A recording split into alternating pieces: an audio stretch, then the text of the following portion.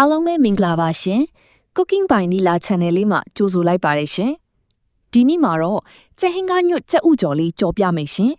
ပထမဆုံးကြက်ဟင်းကားညွတ်လေးတွေကိုဖြောပြီးရေသေးချစေစကားကြီးထဲမှာရေစစ်ထားပါတယ်ရှင်ပြီးရင်ကြက်သွန်အဖြူအနီတို့ကိုရောပြီးစီတက်ပါတယ်ရှင်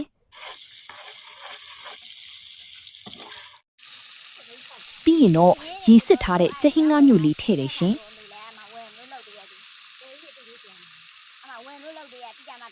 စာဟင်းကမုံလို့ထည့်ပြီးမွေတယ်ရှင်ပြီးရင်တော့ကြက်ဥနှလုံးဖောက်ထည့်ပြီးမီးအေးအေးလေးနဲ့အသာလေးမွေပေးတယ်ရှင်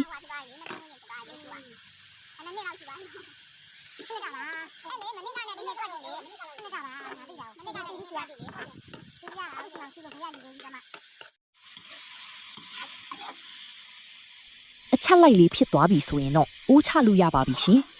အရန်စားကောင်းတဲ့ဟင်းလေးမို့လိုက်ချက်စားကြည့်ဖို့အကြံပြုရင်ကျမရဲ့ channel လေးကို subscribe လုပ်ထားပေးပါဦးရှင်နောက်ဗီဒီယိုတွေမှာလည်းချက်ရလွယ်ကူပြီးအရန်စားကောင်းတဲ့ဟင်းလေးနဲ့ပြန်တွေ့ပါမယ်ဘိုင်ဘိုင်